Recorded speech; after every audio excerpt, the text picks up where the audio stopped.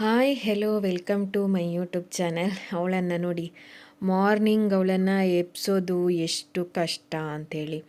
ಇನ್ನು ಸ್ಕೂಲಿಗೆ ಹೋದ್ರಂತೂ ಕೇಳೋದೇ ಬೇಡ. ಎದ್ದೇಳು ಎದ್ದೇಳು ಅಂತಂದರೆ ಅಳೋಕ್ಕೆ ಸ್ಟಾರ್ಟ್ ಮಾಡಿದ್ಲು. ಎದ್ದೇಳು ಅಂದರೆ ನಾನು ಇನ್ನೂ ಮಲಗ್ತೀನಿ ಅಂತೇಳಿ ಸೀದಾ ಹೋಗಿಬಿಟ್ಟು ಮಲ್ಕೊಂಡಿದ್ದಾಳೆ. ಇದು ಬಂದು ಶುಕ್ರವಾರದ ವ್ಲಾಗು. ಇವತ್ತು ನಾನು ವಿಡಿಯೋನ ಅಪ್ಲೋಡ್ ಮಾಡ್ತಾ ಇದ್ದೀನಿ. ಯಾಕೆ ಇಷ್ಟು ಲೇಟ್ ಆಯಿತು ಅಂತಂದರೆ, ಸ್ಯಾಟರ್ಡೇ ಸಂಡೇ ಮಂಡೇ 3 ದಿನ ಫುಲ್ಲು ಕ್ಲೀನಿಂಗ್ ಮಾಡಿದ್ವಿ. ನೋಡಿ, ಮಾರ್ನಿಂಗ್ ಎದ್ದ ತಕ್ಷಣ ಹಲ್ಲು ಉಜ್ಬೇಕಲ್ವ. ಹಲ್ಲು ಉಜ್ಬೇಕಂದ್ರೆ ಆವಾಗಲೇ ಬರಲ್ಲ, ಸುಮ್ಮನೆ ಕುತ್ಕೊಂಡಿರ್ತಾಳೆ. ಕರೆದು ಏನಾದರೂ ಹೇಳಿಬಿಟ್ಟು ಮತ್ತೆ ಬರ್ತಾಳೆ. ಇಲ್ಲಾಂದರೆ ಇದೇ ಥರ ಮಾಡ್ತಾ ಇರ್ತಾಳೆ. ಹಲ್ಲು ಉಜ್ಜು ಅಂತಂದರೆ ಅಳಕ್ಕೆ ಸ್ಟಾರ್ಟ್ ಮಾಡಿಬಿಡ್ತಾಳೆ. ನೀನೇ ಹಲ್ಲು ಉಜ್ಜಿಸು ಅಂತ ಹೇಳ್ತಾಳೆ. ನಾನು ಉಜ್ಜಲ್ಲ, ನೀನೇ ಉಜ್ಜು ಅಂತೇಳಿ. ಆಮೇಲೆ ಟಿ ವಿ ಇಡಬೇಕಾ ಬೇಡವಾ ಅಂತೇಳಿ ಈ ಥರ ಏನಾದರೂ ಹೇಳ್ಬಿಟ್ಟು ಆಮೇಲೆ ಹಲ್ಲು ಉಜ್ಜೋಕ್ಕೆ ಬರ್ತಾಳೆ. ಇವಾಗ ನೋಡಿ, ಅಳಕ್ಕೆ ಸ್ಟಾರ್ಟ್ ಮಾಡಿದ್ಲು. ಬೇಗ ಎದ್ಕೊಂಡು ಹಲ್ಲು ಉಜ್ಜಕ್ಕೇ ಬರಲ್ಲ. ಮಾರ್ನಿಂಗ್ ಬ್ರೇಕ್ಫಾಸ್ಟ್ ಬಂದು ಉಪ್ಪಿಟ್ಟು ಮಾಡಿದ್ದೆ. ಶುಕ್ರವಾರದಿದ್ದು ವ್ಲಾಗು. ಉಪ್ಪಿಟ್ಟು ಮೊದಲೆಲ್ಲ ತಿಂತಿರಲಿಲ್ಲ, ಇವಾಗೆಲ್ಲ ತಿಂತಾಳೆ. ಉಪ್ಪಿಟ್ಟಿದ್ರೆ ಟೀ ಬೇಕೇ ಬೇಕು, ಬ್ಲ್ಯಾಕ್ ಟೀ. ಹಾಗಾಗಿ ಸ್ಯಾಟರ್ಡೇ ಸಂಡೇ ಸೋಮವಾರ ಮಂಡೇ ಕೂಡ ಹಸ್ಬೆಂಡಿಗೆ ರಜೆ ಇತ್ತು, ಹೋಳಿಗೆ ಅಂತೇಳಿ ರಜೆ ಕೊಟ್ಟಿದ್ದರು. ಇವತ್ತು ಮಂಗಳವಾರ. ನಿನ್ನೆ 3 ಡೇಸ್ ಫುಲ್ಲು ಕ್ಲೀನಿಂಗ್ ಮಾಡಿದ್ವಿ. ಏನು ಧೂಳಂದರೆ ಯಪ್ಪ, ಅಷ್ಟು ಧೂಳಿತ್ತು. So full cleaning. ಹಾಗಾಗಿ ನನಗೆ ವಿಡಿಯೋ ಅಪ್ಲೋಡ್ ಮಾಡೋಕ್ಕೆ ಟೈಮೇ ಸಿಕ್ಕಿರಲಿಲ್ಲ. ನೋಡಿ, ಇವಳಿಗೆ ಜುಟ್ಟು ಕಟ್ಟಬೇಕಂದ್ರೆ ದೊಡ್ಡ ಒಂದು ಸಾಹಸ ಮಾಡ್ದಾಗೆ. ಈಗ ಜುಟ್ಟು ಕಟ್ಟಿದ್ದೀನಿ ನೋಡಿ, ಹೆಂಗಾದ್ರೂ ಕಷ್ಟಪಟ್ಟು ಜುಟ್ಟು ಕಟ್ಟಿದೆ. ಬಟ್ ಆ ಜುಟ್ಟು ನೋಡಿ ಇವಾಗ ತೆಗಿಯೋಕ್ಕೆ ಸ್ಟಾರ್ಟ್ ಮಾಡಿದ್ಲು. ಏನೇ ಹೇಳಿದರೂ ಜುಟ್ಟು ಕಟ್ಟೋಕ್ಕೆ ಬಿಡಲ್ಲ, ಅಷ್ಟು ಇದು ಮಾಡಿಬಿಡ್ತಾಳೆ. ಎಲ್ಲಿಗೆ ಹೋಗ್ಬೇಕಂದ್ರೂ ಜುಟ್ಟು ಕಟ್ಟೋಕ್ಕಂತೂ ಬಿಡ್ತಾನೇ ಇಲ್ಲ. ಮತ್ತು ಇನ್ನೊಂದೇನೆಂದರೆ, ಅವಳು ಸಣ್ಣ ಇರಬೇಕಾದ್ರೆ, ಸಣ್ಣ ಪಾಪು ಇರಬೇಕಾದ್ರೆ ಟೋಪಿ ಹಾಕೋಕ್ಕೆ ಬಿಡ್ತಾ ಇರಲಿಲ್ಲ, ಅಷ್ಟು ಇದು ಮಾಡ್ತಾಯಿದ್ಲು. 2 ಡೇಸ್ ಬೇಬಿ ಕಣ್ಣಿಗೆ ಬಟ್ಟೆ ಕಟ್ಟಕ್ಕೆ ಬಿಡ್ತಾ ಇರಲಿಲ್ಲ. ಅದೆಲ್ಲ ಸ್ಟೋರಿ ನಿಮಗೆ ನಾನು ಡೆಲಿವರಿ ಸ್ಟೋರಿಯಲ್ಲಿ ಹೇಳಿದ್ದೀನ ಏನೋ ಗೊತ್ತಿಲ್ಲ. ಸೊ ಅವಳಿಗೆ ಕಣ್ಣಿಗೆ ಬಟ್ಟೆ ಕಟ್ಟಬೇಕಿತ್ತು. ಅವಳಿಗೆ ಏನು ಅಂತೇಳಿದರೆ ಹಾಲಿಲ್ಲದೆ ಜಾಂಡೀಸ್ ಎಲ್ಲ ಬಂದಿತ್ತು ಆ ಟೈಮಲ್ಲಿ. ಆವಾಗ ಅವಳು ಕೂಡ ಅಷ್ಟೇ, ಏನು ಅಂತಂದರೆ ಇದು ಕಣ್ಣಿಗೆ ಬಟ್ಟೆ ಕಟ್ಟಕ್ಕೆ ಬಿಡ್ತಾ ಇರಲಿಲ್ಲ ಆ ಟೈಮಲ್ಲಿ. ಅಷ್ಟು ಸಣ್ಣ ಪಾಪು, 2 ಡೇಸ್ ಪಾಪು ಕಣ್ಣಿಗೆ ಬಟ್ಟೆ ಕಟ್ಟಿದ ತಕ್ಷಣ ಅವಳಿಗೆ ಗೊತ್ತಾಗ್ತಾಯಿತ್ತು. ನನಗೆ ಶಾಕ್ ಆಗ್ತಾಯಿತ್ತು, ಯಪ್ಪ ದೇವ್ರೆ, ಇಷ್ಟು ಸಣ್ಣ ಮಗುವಿಗೆ ಹೆಂಗೆ ಗೊತ್ತಾಗುತ್ತೆ ಕಣ್ಣಿಗೆ ಬಟ್ಟೆ ಕಟ್ತಾ ಇದ್ದಾರೆ ಅಂತೇಳಿ. ಅಷ್ಟು ಇದು ಮಾಡ್ತಾಯಿದ್ಲು. ಆವಾಗ ಜುಟ್ಟು ಕಟ್ಟಕ್ಕಂತೂ ಬಿಡ್ತಾನೆ ಇಲ್ಲ. ಜಡೆ ಹಾಕುವ ಅಂದ್ರೂ ಅವಳು ಬಿಡಲ್ಲ, ಜುಟ್ಟು ಕಟ್ಟಕ್ಕೇ ಬಿಡಲ್ಲ. 1 ನಿಮಿಷ 2 ಮಿನಿಟ್ಸ್ ಅಷ್ಟೇ. ನೋಡಿ, ಇವಾಗ ವಾಷಿಂಗ್ ಮಿಷಿನ್ಗೆ ಬಟ್ಟೆ ಹಾಕ್ತಾ ಇದ್ದಾಳೆ, ನಾನು ಕವರ್ ಹಾಕ್ತಾಯಿದ್ದೀನಿ, ಅವಳು ಬಟ್ಟೆ ಹಾಕ್ತಾ ಇದ್ದಾಳೆ. ಈ ಥರ ಎಲ್ಲ ಕೆಲವೊಂದು ಹೆಲ್ಪ್ ಮಾಡ್ತಾಳೆ ಇವಾಗಲೇ.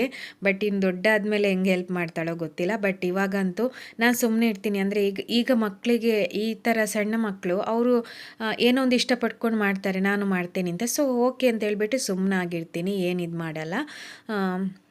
ಅದು ಅವರಿಗೆ ಏನಾಗುತ್ತೆ ಅಂದರೆ ಮುಂದೆ ಒಂಥರ ಹೆಲ್ಪ್ ಮಾಡಬೇಕು ಈ ಥರ ಮನೋಭಾವನೆ ಬರ್ಬೋದೇನೋ. ಸೊ ಹಾಗಾಗಿ ಅವಳು ಬಟ್ಟೆ ಎಲ್ಲ ಹಾಕ್ತಾ ಇದ್ದಾಳೆ ಇವಾಗ ನೋಡಿ ವಾಷಿಂಗ್ ಮಿಷಿನಿಗೆ. ಆಮೇಲೆ ಇನ್ನೊಂದು ಏನಂತ ಹೇಳಿದರೆ, ಇವಾಗ ನಾನೇನಾದರೂ ಈರುಳ್ಳಿ ತಗೋಬಾ, ಟೊಮೆಟೊ ತಗೋಬಾ ಈ ಥರ ಹೇಳಿರ್ತೀನಿ. ಅಂದರೆ ಮಕ್ಕಳಿಗೆ ಅವಾಗ ಸ್ವಲ್ಪ ಬ್ರೈನ್ ಡೆವಲಪ್ಮೆಂಟ್ ಆಗುತ್ತೆ. ಯಾಕಂದರೆ ಈಗ ಈರುಳ್ಳಿ ಯಾವುದು ಅಂತ ಅಂದರೆ ಗೊತ್ತಿರುತ್ತೆ ಮಕ್ಕಳಿಗೆ, ಅದನ್ನು ತಂದು ಕೊಡ್ತಾರೆ. ಆಲೂಗಡ್ಡೆ ತಗೋಬಾ, ಬೆಳ್ಳುಳ್ಳಿ ತಗೊಂಬಾ, ಈ ಥರ ಎಲ್ಲ ಹೇಳ್ಕೊಡ್ತಾ ಇರ್ತೀನಿ ಅವಳಿಗೆ, ತಗೊಂಡು ಬಾ ಅಂತ. ಸೊ ಆಗ ತಗೊಂಡು ಬರ್ತಾ ಇರ್ತಾಳೆ. ಬಟ್ಟೆ ಎಲ್ಲ ವಾಷಿಂಗ್ ಮಿಷಿನ್ಗೆ ಹಾಕ್ತಿದ್ದಾಳೆ. ನಾನು ಬಂದು ಕೂತಿದ್ದಕ್ಕೆ ಸಾಕು, ಅದರಲ್ಲಿ ಫುಲ್ ಆಯಿತು ಅಂತ ಹೇಳ್ತಾ ಇದ್ದಾಳೆ. ಇನ್ನು ಸಾಕು, ಹಾಕಬೇಡ, ಫುಲ್ ಆಗಿದೆ ಅದರಲ್ಲಿ ಅಂತ ಹೇಳ್ತಾ ಇದ್ಲು.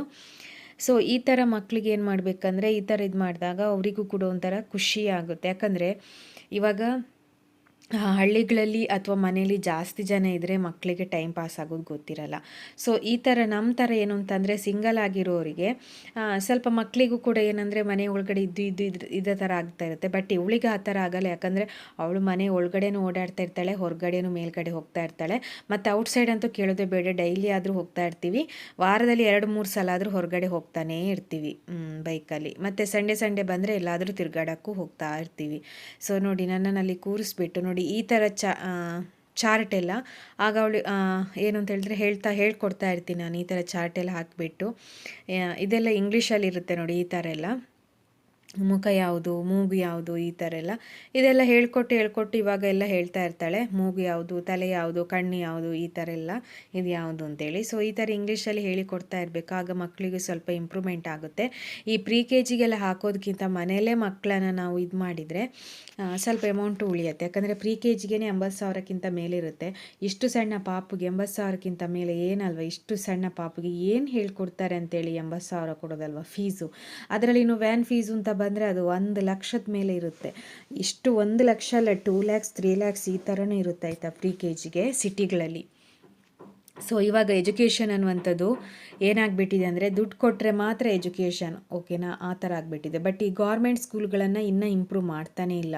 ಇಲ್ಲಿ ಬೆಂಗಳೂರಲ್ಲಂತೂ ಕೇಳೋದೇ ಬೇಡ, ಗೌರ್ಮೆಂಟ್ ಸ್ಕೂಲ್ಗಳು ಹೆಂಗಿದ್ದಾವೆ ಅಂತಂತೂ ಗೊತ್ತಿಲ್ಲ. ಬಟ್ ಇಂಪ್ರೂವ್ ಮಾಡಿದರೆ ಗೌರ್ಮೆಂಟ್ ಸ್ಕೂಲ್ಗಳಲ್ಲಿ ಕೂಡ ಅಷ್ಟೇ ಇಂಗ್ಲೀಷನ್ನು ಇಂಪ್ರೂವ್ಮೆಂಟ್ ಮಾಡಿದರೆ ನಾವು ಗೌರ್ಮೆಂಟ್ ಸ್ಕೂಲ್ಗೇ ಮಕ್ಕಳನ್ನ ಕಳಿಸ್ಬೋದು. ಬಟ್ ಈಗಂತೂ ಇಂಗ್ಲೀಷ್ ಮೀಡಿಯಮ್ ಸ್ಕೂಲ್ಗೆ ಈ ಬೆಂಗಳೂರಲ್ಲಿ ಕಳಿಸೋದಂದ್ರೇ ದುಡ್ಡಿದ್ರೇ ದೊಡ್ಡಪ್ಪ ಅಂತ ಹೇಳ್ತಾರಲ್ವ, ಆ ಥರ ಆಗೋಗ್ಬಿಟ್ಟಿದೆ. ಸೊ ಇವಾಗ ಏನು ಅಂತಂದರೆ ಯಾರೋ ಸಾರಿ ಎಲ್ಲ ಕೇಳಿದರು, ಅದಕ್ಕೆ ರೇಟ್ ಎಲ್ಲ ಎಷ್ಟು ಅಂತ ಹೇಳ್ತಾ ಇದ್ದೆ. ಬಟ್ ತಗೊಂಡಿಲ್ಲ, ಕೇಳ್ತಾರೆ ಅಷ್ಟೇ. ಏನು ಬೇಜಾರಾಗುತ್ತೆ ಗೊತ್ತಾ, ತುಂಬ ಕೇಳಿರ್ತಾರೆ ಸಾರಿ, ಅದಕ್ಕೆ ಎಷ್ಟು ರೇಟ್, ಇದಕ್ಕೆ ಎಷ್ಟು ರೇಟ್ ಅಂತ. ಬಟ್ ಒಂದು ತಗೊಳ್ಳಲ್ಲ. ನಾವೇನು ಅಂತಂದರೆ ನಮ್ಮ ಕೆಲಸನ ಬಿಟ್ಟು ಇವರು ತಗೋತಾರೆ ಏನೋ ಅಂತ ಹೇಳ್ಬಿಟ್ಟು ಬಂದು ನೋಡ್ತೀವಿ, ತಗೋತೀವಿ. ಸೊ ಪೇಷನ್ಸ್ ಮುಖ್ಯ ಅಂತ ಹೇಳ್ತಾರೆ, ತಾಳ್ಮೆ. ಸೊ ಆ ತಾಳ್ಮೆನ ಇಟ್ಕೊಂಡು ನಾನು ಕಳಿಸ್ತಾ ಇರ್ತೀನಿ ಫೋಟೋಸ್ ಎಲ್ಲ. ಕೆಲವರಿಗೆಲ್ಲ ಎಷ್ಟು ಫೋಟೋಸ್ ಕಳಿಸ್ತೀನಿ ಗೊತ್ತಾ, ಬಟ್ ಒಂದೇ ಒಂದು ಸಾರಿ ತಗೊಂಡಿರಲ್ಲ. ಬೇಕಾ ಅಂತಲೂ ಕೇಳಲ್ಲ, ನಾವೇ ಹೋಗಿ ಬೇಕಾ ಬೇಡವಾ ಅಂತ ಕೇಳ್ತೀವಿ. ಯಾಕಂದರೆ ಇವಾಗ ಒಂದು ಸಾರಿ ಸೆಲೆಕ್ಟ್ ಮಾಡಿ ಕಳಿಸಿರ್ತಾರೆ ಎಷ್ಟು ಪ್ರೈಸ್ ಅಂತೇಳಿ. ಸೊ ಅದು ಅವ್ರಿಗೆ ಬೇಕಾ ಕನ್ಫರ್ಮ್ ಅಂತ ಹೇಳಲ್ಲ, ನಾವೇ ಹೋಗಿ ಕೇಳಬೇಕು ಬೇಕಾ ಅಂತೇಳಿ. ಯಾಕಂದರೆ ಆ ಸಾರಿ ಇನ್ನೊಬ್ರು ಯಾರಾದರೂ ಬಂದು ಕೇಳಿರ್ತಾರೆ, ಆವಾಗ ಅದು ಸಾಲ್ಡ್ ಔಟ್ ಆಗಿರುತ್ತೆ. ಸೊ ಆಗ ನಾವೇ ಹೋಗಿ ಕೇಳಬೇಕು ನಿಮಗೆ ಬೇಕಾ ಬೇಡವಾ ಅಂತ. ನೋಡಿ ಮೆಷಿನಿಗೆ ಟೈಲರ್ ಹೊಸಬ್ರು ಬಂದಿದ್ದಾರೆ ನೋಡಿ, ನ್ಯೂ ಮೆಂಬರ್. ಇದು ಇವತ್ತಿದು ನ್ಯೂ ಮೆಂಬರ್ ಅಲ್ಲ, ಫಸ್ಟಿಂದನೂ ಅವಳು ಹಂಗೇ ಮಾಡ್ತಾಯಿದ್ಲು. ಕೋಣೆಗೆ ಹೋಗಿಬಿಟ್ರೆ ಸಾಕು, ರೂಮಿಗೆ ಅಲ್ಲಿ ಹೋಗ್ಬಿಟ್ಟು ಇದರ ಮೇಲೆ ಕೂತ್ಕೊಂಡು ನಾನು ಯಾವ ಥರ ಎಲ್ಲ ಕಟ್ಟಿಂಗ್ ಮಾಡ್ತೀನಿ, ಯಾವ ಥರ ಸ್ಟಿಚಿಂಗ್ ಮಾಡ್ತೀನಿ ಎಲ್ಲ ನೋಡ್ಕೊಂಡು ಬಿಟ್ಟಿದ್ದಾಳೆ. ಸೊ ಹಾಗಾಗಿ ಇನ್ನು ಹೊಲಿಯೋಕ್ಕೆ ನ್ಯೂ ಮೆಂಬರ್ ರೆಡಿ ಇದ್ದಾಳೆ ಅವಳು. ಸೊ ನೋಡಿ ಇಲ್ಲೇ ನಾನು ಇಟ್ಟಿರೋದು ನೋಡಿ, ಫುಲ್ ರ್ಯಾಕ್ ಮೇಲೆ ಇಲ್ಲೆಲ್ಲ ಸಾರಿ, ನೈಟೀಸ್, ಲೆಗ್ಗಿನ್ಸ್ ಎಲ್ಲ, ಟಾಪ್ಸ್ ಎಲ್ಲ ಇದರಲ್ಲೇ ಇರೋದು. ಇಲ್ಲಿ ಕೇಳಿರ್ತಾರೆ ರೇಟ್ ಎಷ್ಟು ಅಂತೇಳಿ ಹೇಳ್ತಾ ಇರ್ತೀನಿ ನಾನು ಕೇಳ್ತಾ ಇರೋರಿಗೆ. ಬಟ್ ತಗೊಳ್ಳೋರು ಸ್ವಲ್ಪ ಏನು ಅಂತಂದರೆ ಕೇಳಿದವರು ತುಂಬ ಫೋಟೋಸ್ ಕೇಳಿರ್ತಾರೆ, ಎಲ್ಲ ಫೋಟೋಸ್ ಶೇರ್ ಮಾಡಿರ್ತೀನಿ. ಬಟ್ ತಗೊಳ್ಳೋದು ಯಾರೂ ಇಲ್ಲ, ಓಕೆನಾ, ಆ ಥರ ಮಾಡಿಬಿಡ್ತಾರೆ. ಸೊ ಆವಾಗ ತುಂಬ ಬೇಜಾರಾಗುತ್ತೆ. ಸೊ ಬಾಳೆಹಣ್ಣು ನನಗೊಂದು ನಿನಗೊಂದು ಅಂತೇಳಿ ತಗೊಂಡು ಬಂದು ಕೊಟ್ಟಳು ನೋಡಿ. ಈ ಥರ ಅವಳೇ ಬಾಳೆಹಣ್ಣಿನ ಸಿಪ್ಪೆ ತೆಗೆದ್ಬಿಟ್ಟು ತಿಂತಾಳೆ. ಕತ್ರಿ ನೋಡಿ, ಕತ್ರಿ ಸಿಕ್ಕರೆ ಸಾಕು ಏನೆಲ್ಲ ಕಟ್ ಮಾಡ್ತಾ ಇರ್ತಾಳೆ. ನೋಡ್ತಾ ಇರ್ತೀನಿ ನಾನು. ಈಗ ಟೈಮ್ 1:30 ಗಂಟೆ ಆಗಿದೆ ನೋಡಿ. ನೋಡ್ತಾ ಇರ್ತೇನೆ ಏನು ಮಾಡ್ತಾ ಇರ್ತಾಳೆ ಅಂತ. ಯಾಕಂದರೆ ಕೂದಲು ಕೂಡ ಕಟ್ ಮಾಡ್ಕೊಂಡಿದ್ವಿ ಒಂದು ಸಲ, ಅದಕ್ಕೆ ನಾನು ಅವಳು ನೋಡ್ತಾ ಇರ್ತೀನಿ. ಕತ್ರಿ ಕೊಡಲ್ಲ, ಬಟ್ ಒಂದೊಂದು ಸಲ ಏನು ಅಂತಂದರೆ ಅವಳು ಬೇಕೇ ಬೇಕು ಅಂತ ಹಠ ಮಾಡ್ತಾ ಇರ್ತಾಳೆ. ಅವಾಗ ಅಲ್ಲಿ ನೋಡ್ತಾ ಇರ್ತೀನಿ ಏನು ತಗೊಂಡು ಏನು ಮಾಡ್ತಾ ಇದ್ದಾಳೆ ಅಂತೇಳಿ. ಇದು ಏನು ಅಂತಂದರೆ ಹೆಸರು ಕಾಳು ಹಾಕಿದ್ದೆ, ನೀರಲ್ಲಿ ನೆನೆ ಹಾಕಿದ್ದೆ. ಇದು ಮೊಳಕೆ ಬರ್ಸೋದಕ್ಕೆ ಅಂತೇಳಿ ತಿನ್ನೋದಕ್ಕೆ. ಅದು ಕೂಡ ಅವಳು ತಿಂತಾಳೆ ಮೊಳಕೆ ಕಾಳು. ಇವಾಗ ಬಟ್ಟೆ ಮೇಲ್ಗಡೆ ಒಣಗಿಸ್ಲಿಕ್ಕೆ ಅಂತೇಳಿ ಒಣ ಹಾಕಲಿಕ್ಕೆ ಮೇಲ್ಗಡೆ ಬಂದಿದ್ದೀವಿ, ಸ್ಲ್ಯಾಬ್ ಮೇಲ್ಗಡೆ ನೋಡಿ. ಇಲ್ಲಿ ಬಂದ್ರೂ ಅವಳದ್ದೇ ಹವ, ಮನೇಲಿದ್ರೂ ಅವಳದ್ದೇ ಹವ. ಆದರೆ ಹೊರಗಡೆ ಹೋದರೆ ಮಾತ್ರ ತುಂಬ ಸೈಲೆಂಟ್ ಆಗಿರ್ತಾಳೆ. ಬಟ್ ಇವಾಗ ಸ್ವಲ್ಪ ಮಾತಾಡ್ತಾಳೆ, ಅಂದರೆ ಹೊರಗಡೆ ಫುಲ್ಲು ಸೈಲೆಂಟ್ ಇರ್ತಾಳೆ, ಅಷ್ಟೊಂದು ಏನು ಇದು ಮಾಡಲ್ಲ. ಮನೆಯಲ್ಲಿರೋ ಥರ ಹೊರಗಡೆ ಇವಾಗೇನಾದರೂ ಹೊರಗಡೆ ತಿರ್ಗಾಡಕ್ಕೆ ಹೋದಾಗಲೂ ಅಥವಾ ಯಾರ್ದಾದ್ರೂ ಮನೆಗೆ ಹೋದಾಗಲೂ ಅಲ್ಲೆಲ್ಲ ಸೈಲೆಂಟ್ ಇರ್ತಾಳೆ ಅವಳಷ್ಟಕ್ಕೆ. ಬೇರೆ ಏನು ಇದು ಮಾಡಲ್ಲ, ಮನೆ ಥರ ಇದು ಮಾಡಲ್ಲ. ಬಟ್ ನಂಗೆ ಅದು ಖುಷಿ, ಹೊರಗಡೆ ಸೈಲೆಂಟ್ ಆಗಿರ್ತಾಳೆ ಅಲ್ವಾ ಅಂತ. ಮನೇಲಿ ಹೆಂಗೆ ಬೇಕಿದ್ರೂ ಇರಲಿ ಅಂತೇಳಿ. ಯಾಕಂದರೆ ಮಕ್ಕಳು ಏನು ಅಂತಂದರೆ ಹೊರಗಡೆ ಹೋದಾಗ ಸ್ವಲ್ಪ ಸೈಲೆಂಟ್ ಆಗಿರಬೇಕು. ಯಾಕಂದರೆ ಹಠ ಮಾಡೋದಿರ್ಬೋದು, ಅಳೋದಿರ್ಬೋದು, ಈ ಥರ ಎಲ್ಲ ಮಾಡಿದಾಗ ನಮಗೇ ಫುಲ್ಲು ಸ್ಟ್ರೆಸ್ ಆಗುತ್ತೆ. ಸೊ ಹೊರಗಡೆ ತಿರ್ಗಾಡೋಕ್ಕೆಲ್ಲ ಹೋದಾಗ ಸ್ವಲ್ಪ ಸೈಲೆಂಟ್ ಆಗಿದ್ದರೆ ಮಕ್ಕಳು ತುಂಬ ಚೆನ್ನಾಗಿರುತ್ತೆ ಅಂತೇಳಿ. ಮನೇಲಿ ಹೆಂಗೆ ಬೇಕಿದ್ರೂ ಇರಲಿ ಅಂತೇಳಿ. ಬಟ್ ಇವಳು ಹೊರಗಡೆ ಹೋದಾಗ ಫುಲ್ಲು ಸೈಲೆಂಟ್ ಇರ್ತಾಳೆ. ಏನು ಆ ಥರ ಹಠ ಮಾಡೋದಾಗಲಿ, ನನಗದು ಬೇಕೇ ಬೇಕು. ಇವಾಗೊಂದು ಏನೋ ನೋಡಿರ್ತಾಳೆ ಗೊಂಬೆ ನೋಡಿದ್ದಾಗ ನಿಂಗೆ ಗೊಂಬೆ ಬೇಕು, ಅವಳದೊಂದು ಫೇವ್ರೆಟ್ ಗೊಂಬೆ ಇದೆ, ನೀವು ನೋಡಿರ್ಬೋದು ವ್ಲಾಗಲ್ಲಿ. ಆ ಫೇವ್ರೆಟ್ ಗೊಂಬೆ ಬಿಟ್ಟು ಅವಳು ಮತ್ತೆ ಯಾವ ಗೊಂಬೆನ ತಗೊಳ್ಳಲ್ಲ. ಇನ್ನೊಂದು ದೊಡ್ಡ ಗೊಂಬೆ 2 ಇದೆ, ಎಷ್ಟು ದೊಡ್ಡದು ಗೊಂಬೆ, ಮತ್ತು 3-4 ಟೋಟಲ್ ಒಂದು 5-6 ಗೊಂಬೆಗಳಿದೆ, 7-8. ಬಟ್ ಅದರಲ್ಲಿ ಯಾವುದು ತಗೊಳ್ಳದೆ ಅವಳು. ಜಸ್ಟ್ ಅವಳ ಫೇವ್ರೆಟ್ ಒಂದೇ ಒಂದು ಗೊಂಬೆ, ಅದು ಎಷ್ಟೇ ಕಪ್ಪಾಗಿರಲಿ ಏನೇ ಆಗಿರಲಿ ಅದೇ ಬೇಕು ಅವಳಿಗೆ. ಹೊರಗಡೆ ಗೊಂಬೆ ನಾವೇ ತಗೊಳಕ್ಕೆ ಹೋದಾಗ ಬೇಡ ಮನೇಲಿದೆ ಅಂತೇಳಿ ಹೇಳ್ತಾಳೆ. ಆಮೇಲೆ ಏನಾದರೂ ಆಟ ಆಡೋಕ್ಕೆ ಏನಾದರೂ ಬೇಕಾ, ಇದು ಕುದುರೆ ಬೇಕಾ, ಈ ಜಿಂಕೆ ಬೇಕಾ, ಈ ಥರ ಹೇಳಿದರೆ ಇಲ್ಲ ಮನೇಲಿದೆ ಅಲ್ವಾ ಸಾಕು ಅಂತ ಅಂತಾಳೆ, ಬೇಡ ಅಂತಾಳೆ.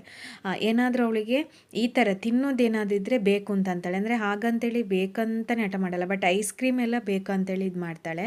ಐಸ್ ಕ್ರೀಮ್ ಬೇಕೇ ಬೇಕು ಅಂತ. ನನಗೆ ಪಿಜ್ಜಾ ತೆಗೆದುಕೊಡು ಅಂದರೆ ಮೊಬೈಲಲ್ಲಿ ಆಮೇಲೆ ಟಿ ವಿಯಲ್ಲೆಲ್ಲ ನೋಡಿರ್ತಾಳೆ. ನೋಡಿ ಈಗ ಅವಳು ಬಟ್ಟೆ ಒಣ ಹಾಕೋದು ನೋಡಿ, ನನಗಂತೂ ನಗು ಬಂದುಬಿಡುತ್ತೆ. ಅವಳು ಬಟ್ಟೆ ಒಣ ಹಾಕೋದು ಅಲ್ಲೆಲ್ಲ ಅವಳಿಗೆ ಅಲ್ಲಿ ಸಿಗುತ್ತೆ, ಅಲ್ಲೆಲ್ಲ ತಗೊಬಂದು ಹಾಕ್ತಾ ಇರ್ತಾಳೆ. ಈ ಥರ ಎಲ್ಲೋದ್ರೂ ಅವಳು ಇರ್ತಾಳೆ. ನಾನು ಎಲ್ಲೇ ಹೋಗಲಿ ಬಟ್ಟೆ ಒಣಗಿ ಹಾಕಿ ಬಂದ್ರೂ ಅಲ್ಲಿಗೆ ಬರ್ತಾಳೆ, ಅಡುಗೆ ಮನೆಗೆ ಬಂದ್ರೂ ಅಲ್ಲೇನಾದರೂ ಮಾಡ್ತಾ ಇರ್ತಾಳೆ ಈ ಥರ. ಸೊ ಈ ಥರ ಮಕ್ಕಳು ಆ್ಯಕ್ಟಿವ್ ಆಗಿದ್ದರೆ ತುಂಬ ಖುಷಿಯಾಗುತ್ತೆ. ತುಂಬ ಜನ ಹೇಳ್ತಾ ಇದ್ರು ನನ್ನ ಮಗಳಿಗೆ ತುಂಬ ಸಣ್ಣ ಇದ್ದಾಳೆ ಅಂತ. ಬಟ್ ನಾನು ಅದಕ್ಕೆ ಕೇರೇ ಮಾಡಲ್ಲ.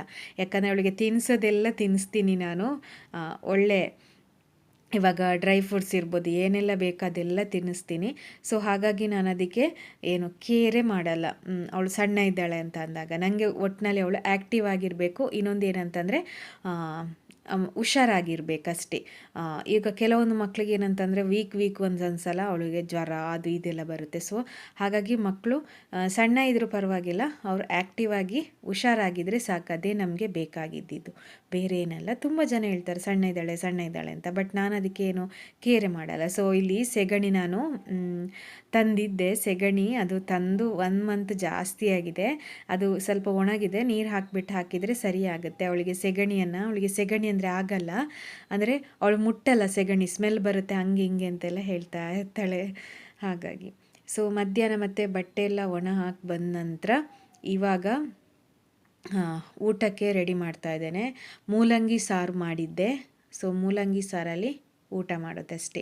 ಇದು ಸಣ್ಣ ವ್ಲಾಗ್ ಆಯಿತು, ಮತ್ತು ವ್ಲಾಗನ್ನು ಕಂಟಿನ್ಯೂ ಮಾಡೋದಕ್ಕಾಗಿರಲಿಲ್ಲ. ಸೊ ಇದಿಷ್ಟು ವ್ಲಾಗನ್ನು ಶೇರ್ ಮಾಡ್ತೀನಿ ನಾನು. ನಿಮಗೆ ಈ ವ್ಲಾಗ್ ಇಷ್ಟ ಆದರೆ ಲೈಕ್ ಮಾಡಿ, ಶೇರ್ ಮಾಡಿ, ಕಮೆಂಟ್ ಮಾಡಿ. Okay, thank you so much.